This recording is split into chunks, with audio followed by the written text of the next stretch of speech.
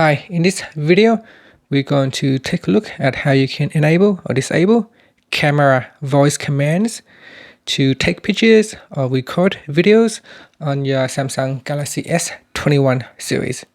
Now first, tap on the home button to go back to your home screen. Next, we're going to launch the camera app. And then tap on the settings button at the top. Next, we go down and tap on shooting methods. Then tap on voice commands.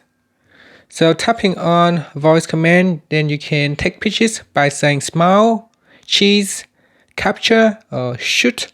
And you can say record video to start recording.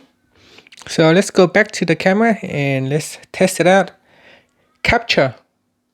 So we need to go to photo, capture.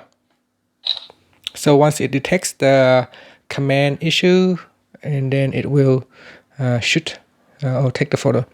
Shoot. So that doesn't work. Shoot. Oh, let's say cheese, or smile, or record video. So you can try that and see if that works for you.